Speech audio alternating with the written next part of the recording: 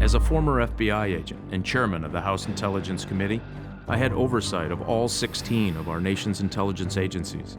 My name is Mike Rogers. I had access to classified information gathered by our operatives, people who risked everything for the United States and our families. You don't know their faces or their names. You don't know the real stories from the people who lived the fear and the pressure. Until now. You would look at me and see a nice lady, probably a very happy person, very outgoing. An older woman who has a retired life and goes to church. But my life was not normal. It was a lie.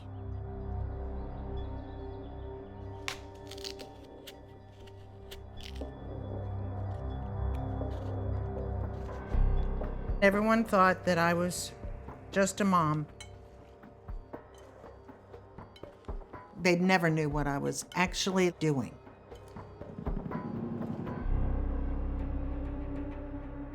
Because I lied to everyone about who I was for almost 32 years. But I didn't do it for the thrill of it. I did it because I had to do it.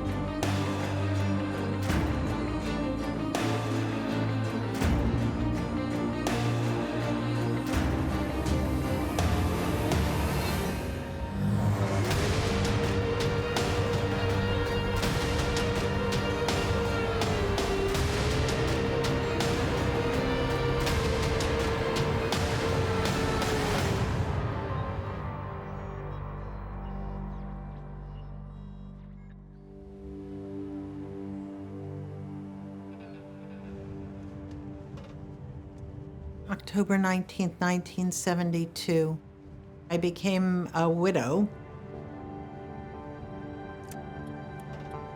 After that, I needed to work.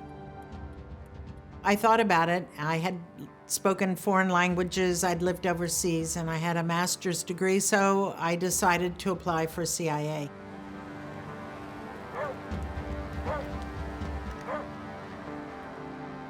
It wasn't that easy, though. They wanted to make me into a secretary. But I said no, I really wanted to be a case officer. I really wanted to do covert operations. And eventually, I became a CIA officer during the Cold War.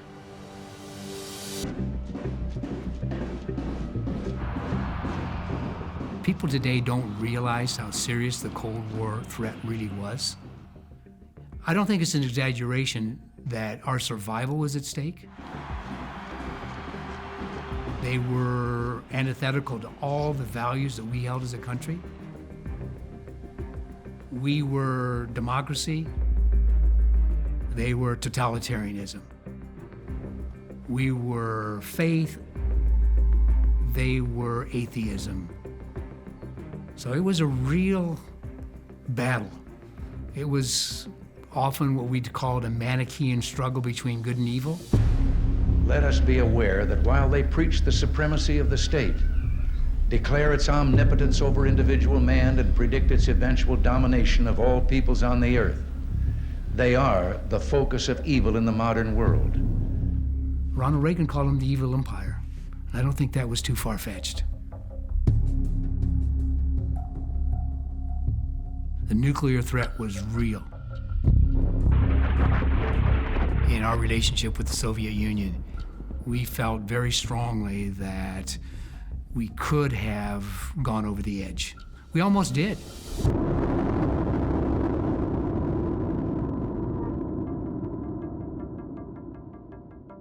When it comes to nuclear war or the threat of it, What really matters is knowing what's in your adversary's game plan.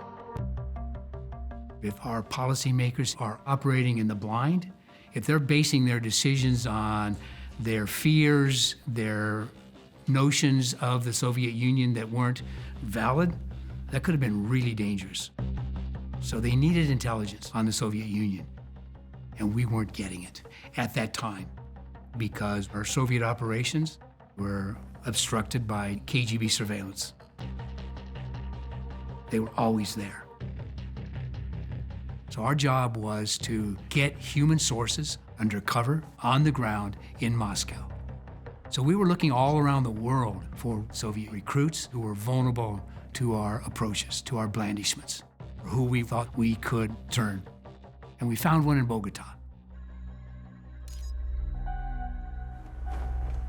We became aware of him through a telephone tap that CIA had on the Soviet embassy. He was doing things in Bogota that showed that he might be vulnerable. He womanized, he liked parties, he was fast and loose with money. All of those things we saw. And clearly he was not a real communist. He wasn't a true believer. So we arranged for a meeting with him in the Turkish bath in the Hilton Hotel. We started talking to him. He wanted a better life. He wanted to do something that he could really believe in. Ideologically, he was clearly on our side. He didn't like communism. He believed that the American system was superior. All those things kind of came together. We realized we could make a deal with him, and we did. And that was Alexander Ogorodnik, a foreign ministry official for the Soviet Union. And of course, the first issue that came up, we needed a code name for him. We certainly couldn't refer to him in the cable traffic as Ogorodnik. It wouldn't be secure. So right from the beginning, he became Trigon. We knew that he was scheduled to rotate back to Moscow in a very short time. That was going to be our payoff. That's where he was going to have the access that was going to make a lot of difference. But the big issue was, can we handle him after he returns home? Moscow was considered the most difficult place in the world to operate. We'd never done it before. How can we operate in Moscow under the noses of the KGB and get our job done without getting caught? In terms of risk, it was life and death.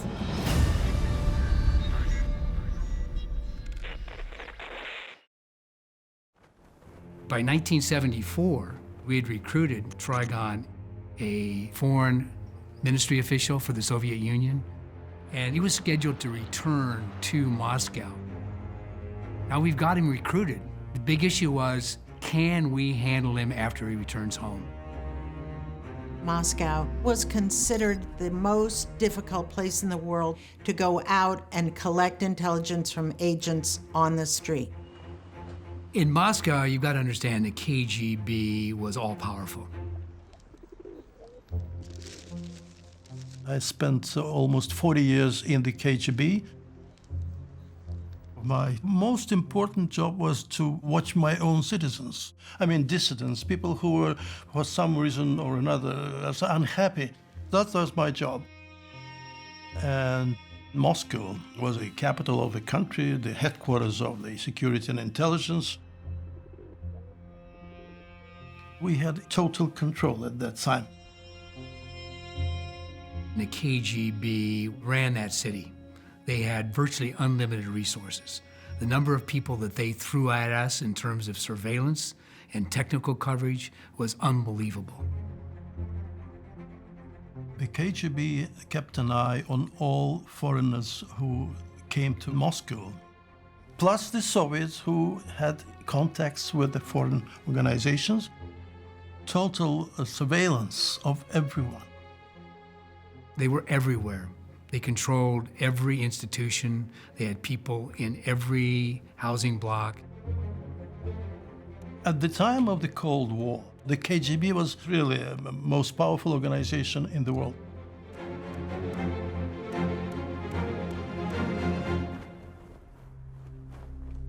So once Trigon went back to Moscow, he was in a cooling off period. He was being alert to any indications that he was under suspicion. We wanted to do that before we ran the risk of actually operating with him in Moscow. If he were captured, it was a question of survival. Well, all the traitors in the Soviet system would be just sentenced to death. You will not live anymore. It was dangerous for our people too, but we needed that intelligence, and Trigon was our chance to show that we could operate successfully in Moscow. To do that, we had to evade KGB surveillance. And the one idea that we had was to use a woman, because we knew that the Russians did not use women for dangerous operations themselves. There were no women in my time in the Soviet intelligence or counterintelligence. They were technical personnel, providing all the necessary documents, making copies, going to pick up a lunch for you. Women were thought sort of not quite reliable, so they would pick up only men, no women. We thought, let's use our male chauvinism against them. Let's find the right woman, someone who is bright and disciplined and tough, and who can learn denied area tradecraft, and who can be buried deeply inside the U.S. Embassy in Moscow under deep cover. And that was Marty. In 1975, I was trained in the hot summer of Washington, D.C., and I took Russian language. I learned how to spot surveillance on the street.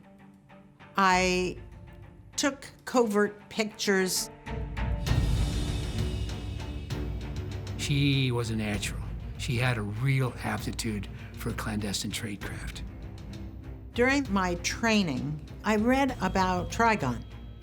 In the file, I remember reading that Trigon believed he could change his system from within. I think deep down in my heart, I really believed that I could do that too. Because at that time, the men in CIA were the case officers. They were the people in the field, but I knew I could do as well as anyone else. She was the first woman that we had assigned behind the Iron Curtain. Marty was the breakthrough.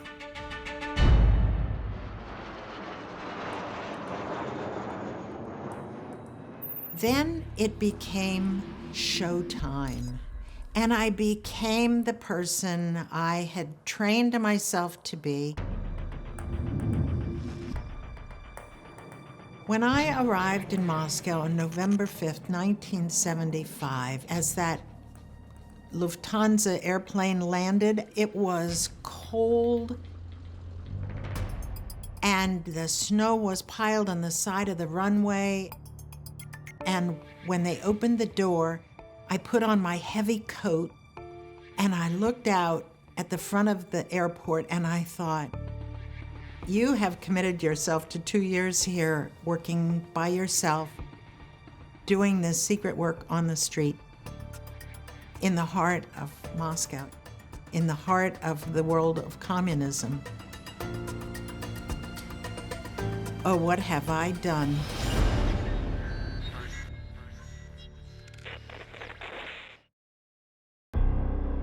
In 1975, I was assigned to Moscow to work with a CIA covert agent called Trigon.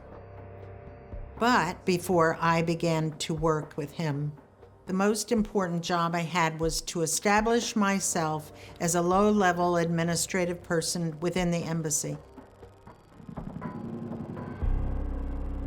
I went to my house. I bought a car. I did whatever it was that young women in Moscow would do. And that was the role I wanted to sell to my colleagues in the embassy as well as to anyone watching me outside of the embassy. because I knew that the KGB could be anyone there. KGB surveillance looked like ordinary Russians. They had a good mix of young, old, well-dressed, bum-like people. And they made a point of mixing up the profiles to make it hard for us to get a fix on them. Well, the KGB could be anyone, you know. There was just a matter of imagination. KGB provided people with all the necessary equipment and camouflage if they needed it. No problem. The KGB owned the city, and they followed everyone everywhere. So I didn't want to be anyone noticed, so that no one suspected that I was eventually going to work with Trigon. But I also was just trying to be who I was. You have to present a person that you can sustain, and I was Party Marty. I drank Carlsberg beer and enjoyed the social scene in Moscow. That's what filled the KGB camera. I was selling that role to them. And that took maybe 3 or 4 months. Marty was comfortable in Moscow, so we realized that now was the time to begin operating. Let's see if they will ignore her, if they will underestimate her, if they will not surveil her. Because we need to get somebody free of surveillance to handle Trigon. We need somebody to get black, as we call it. Going black in Moscow means that you get out without surveillance following you. So, to verify that I was without surveillance following me, I wore my SR-100, a radio receiver of the single radio frequency the KGB surveillance teams use to communicate between themselves. I had a wireless earpiece, and I would listen as I drove away from the embassy. And when I was with a man,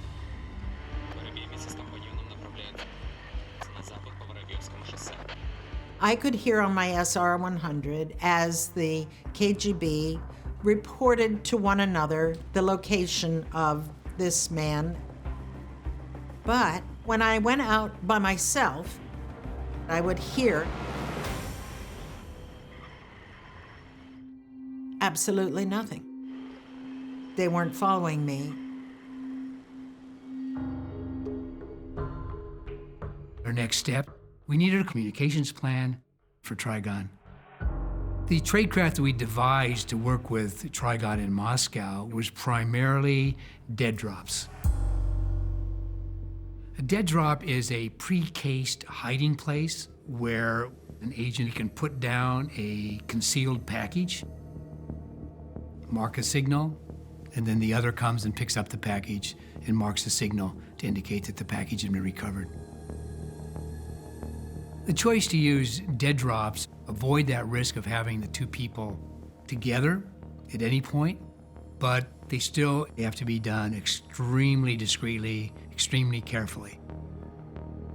Espionage is not a game, it's a serious business.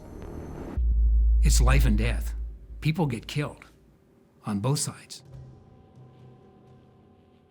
In order to make dead drops, you have to show up at a certain place at a certain time,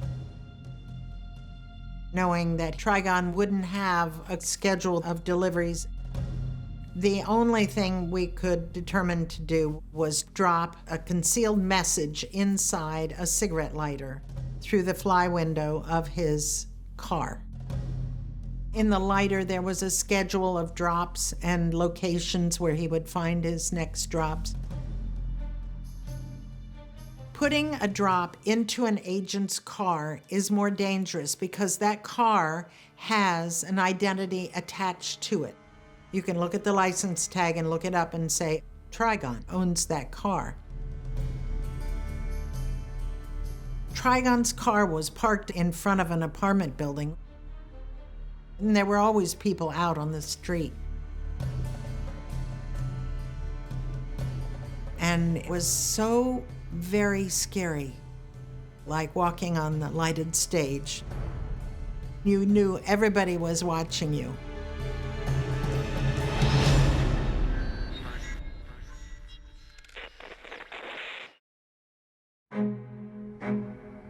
I was next to a CIA covert agent's car, and there were always people out on the street.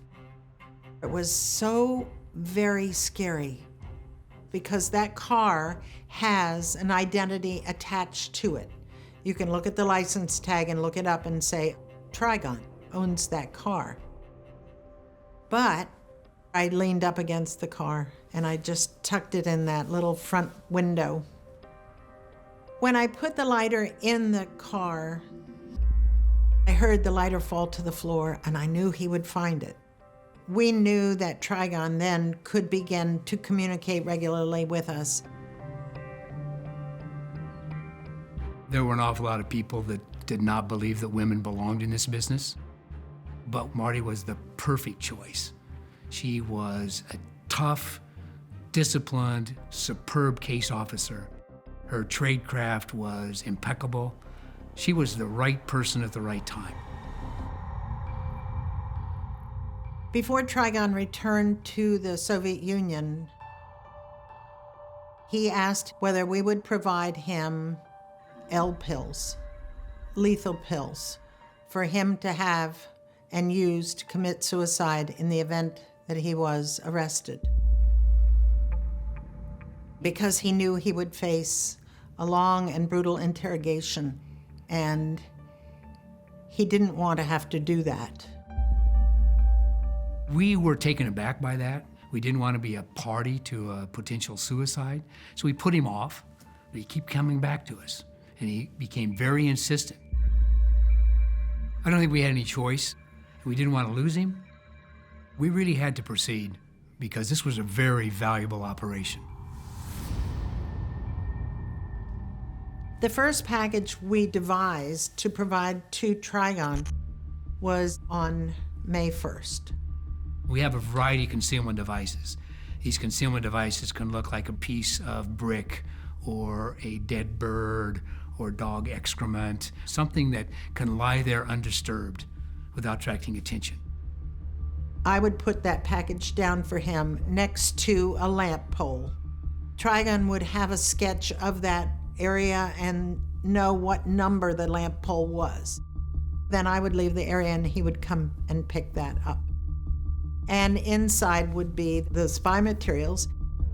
The package contained a black fountain pen which had the reservoir of poison in the barrel. And a second black fountain pen where he had his miniature camera. The site was along a road that ran through this Park Pobyetti. I got to where I was to place his package and I saw no one. So I put the package down and walked then to the embassy. An hour later, Trigon came, so he'd come pick up the package. I was relieved that we had come through on that promise. Now, Trigon had the L pill in the pen with the camera in it, and he could start communicating with us regularly.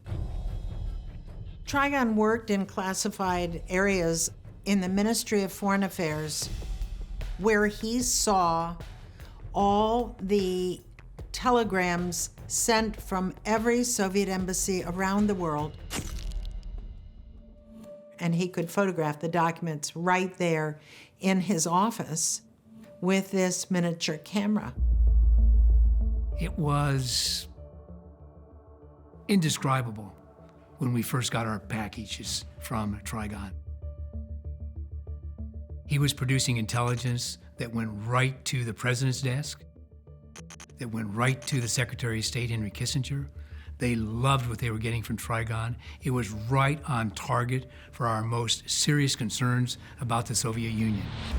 Only from a position of strength can we negotiate a balanced agreement to limit the growth of nuclear arms and minimize the threat of nuclear confrontation.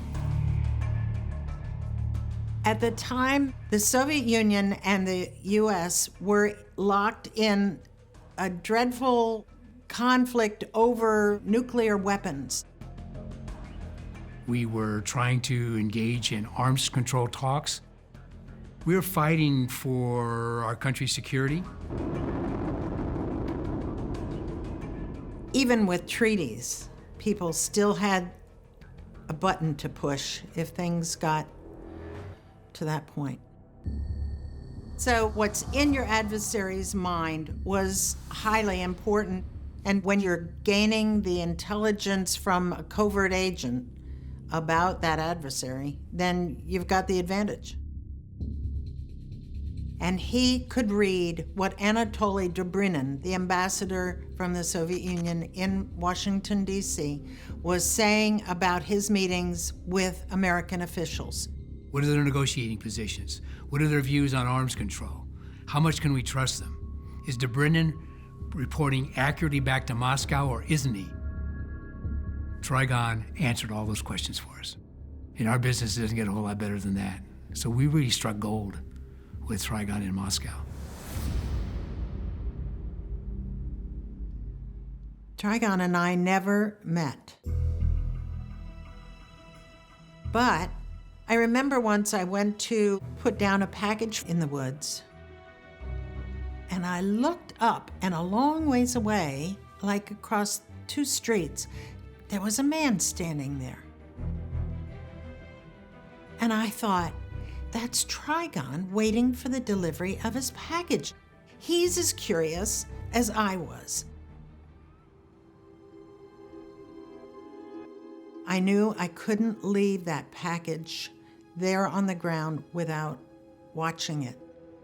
So I sat down in a bush and I drew my legs up close under me and waited for him to come into the woods. As he walked down the path, he was about 4 feet away from me. My heart stopped when I saw him, as I was afraid he would see me sitting there in the bush. But he didn't see me. He walked to the package, he picked it up, and he left a package in the same place for me. And that night, I was as close to him as I would ever be.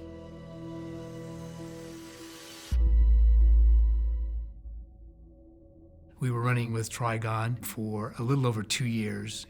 It was unbelievably productive until about the spring of '77. In April, I went to pick up a dead drop, as I always did, in the same place near the lamp pole. Nothing seemed different about that drop. So I put the package down for Trigon. And then, well, I had been instructed after an hour or so to go back and check to make sure he'd picked it up. The package I'd put down was still there. It was devastating, Then we had to say, what happened? Why wasn't he there? Is he sick, or something happened to him? Who knows? There are a lot of innocent reasons why he might miss a dead drop. But we were very worried that Trigon was gone.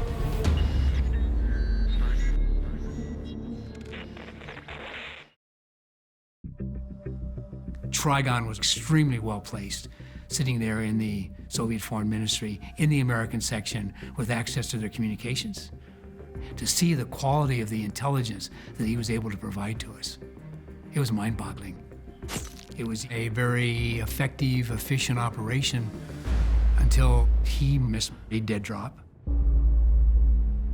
Whatever it was that happened, it really was kind of suspicious.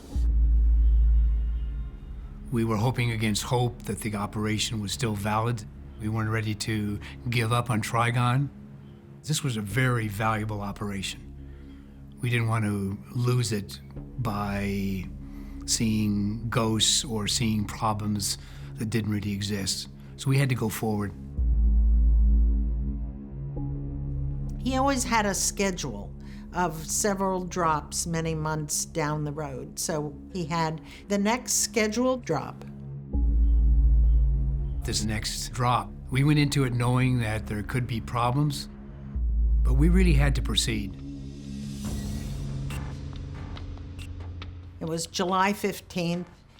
I left my apartment about 7 o'clock that night. I was to arrive at the dead drop site at 10 o'clock. The dead drop location was supposed to be on the bridge over the Moscow River, on a railroad bridge over Moscow.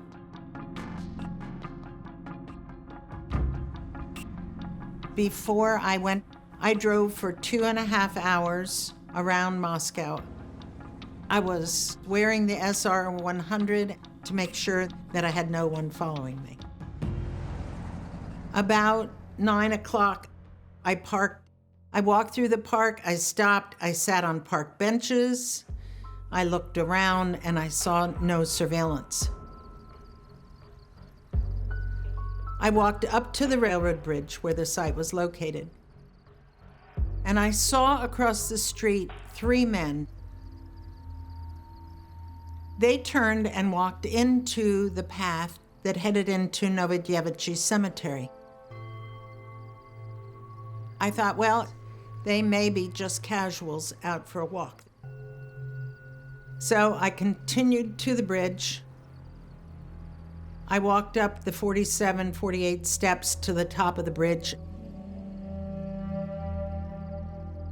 I turned and walked on the pedestrian walkway to the center of the tower, where I took the package out of my purse and slid it into a narrow window to my right.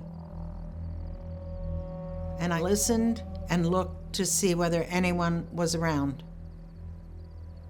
And I saw no one. I returned back through the tower and back down the stairs.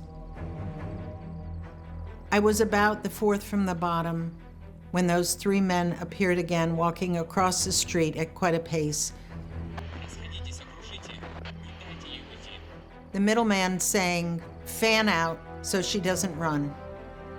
The 2 fellas grabbed me by the arms. I hadn't been grabbed like that since I was 4 years old.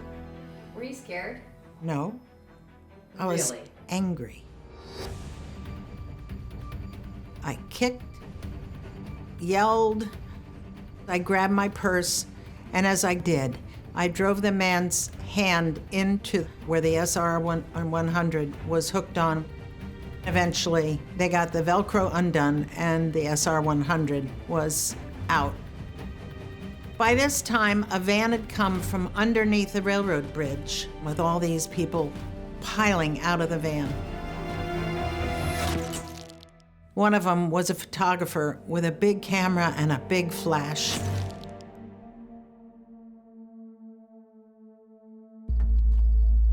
They then put me into the van and we drove away. We drove to Lubyanka prison, not a place any CIA officer wants to be going, into the back door. Oh, the KGB building was notorious in some ways because there was a jail for where they had tortured people, and sometimes killed them.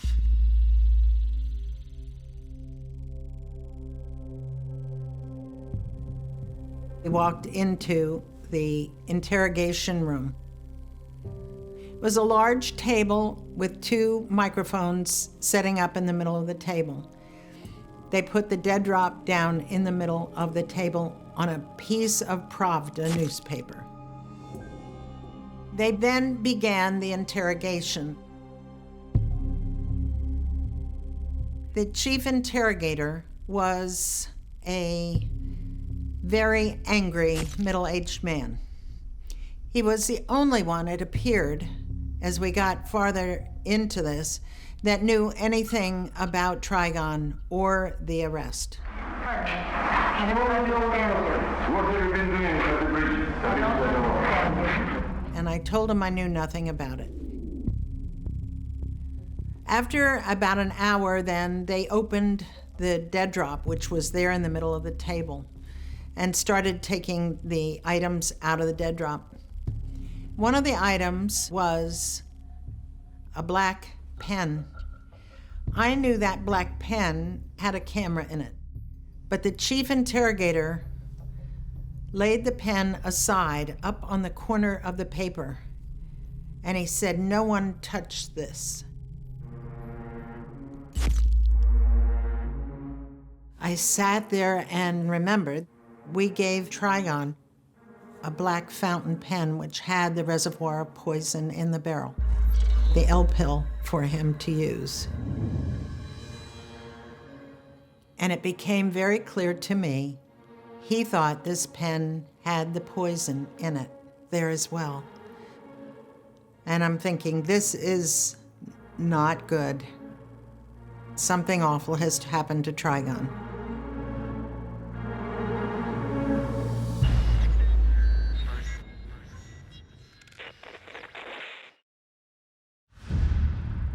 The safety signal I always had was to show up at a certain place at a certain time, and if I didn't show up then, there was trouble. That night, of course, I didn't show up because I had been arrested. And I spent that night being interrogated. But for Trigon's safety, I told them absolutely nothing. Nothing that could incriminate him. And then after a long time, they said, because I was an American working in the embassy, you may leave. Persona non grata, to be thrown out of the country.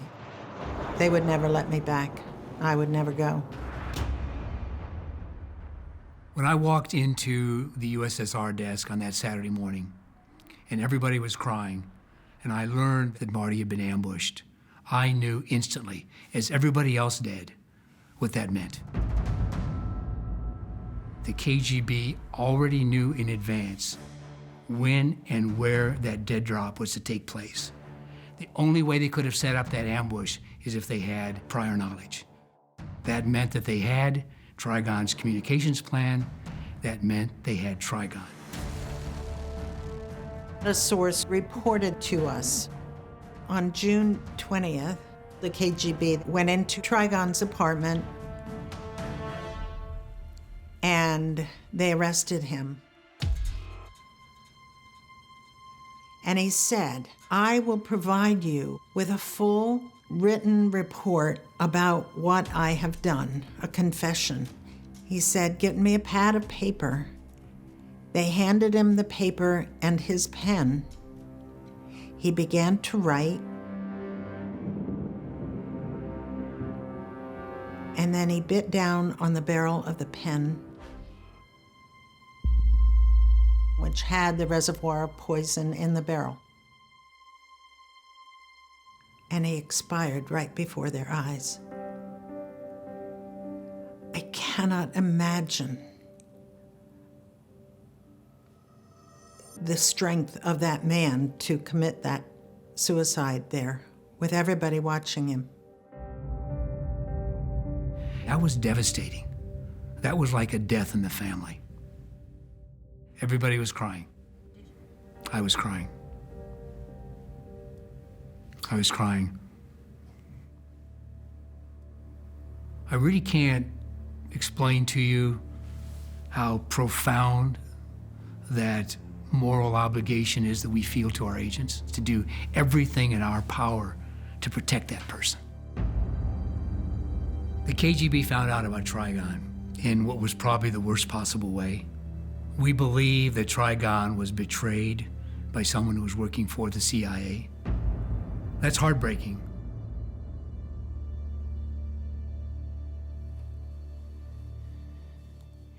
You know, when I was arrested, I didn't know how they found out about Trigon. And I have to tell you, even though intellectually I know that it wasn't something I'd done.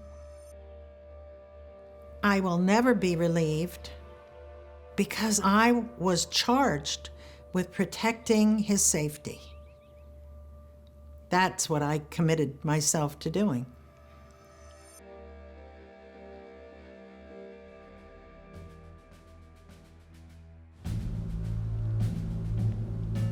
The legacy of the Trigon case is very clear. We made history in that operation by, for the first time, handling a well-placed agent in Moscow itself. We hadn't done that before. Trigon was the beginning of what turned out to be a golden age of intelligence in Moscow. And secondly, we made history by using a woman for this dangerous, high-risk operation. It was a whole new era at the CIA after Marty Peterson. Barriers were broken down, stereotypes were broken down. The CIA finally began a much wiser, much more effective use of women case officers in the CIA. I often think of Marty as a pioneer. She was a superb case officer. She was a role model for all of us who followed, men and women. I think we were all more successful in our craft by looking at what Marty had done under difficult circumstances. And she did it so professionally, and she did it so successfully. I think that's going to be Marty's legacy. I am proud of what we all did in Moscow. And despite being arrested, despite the notoriety because of the Trigon operation, I continued to work very successfully for 32 years as a covert CIA officer.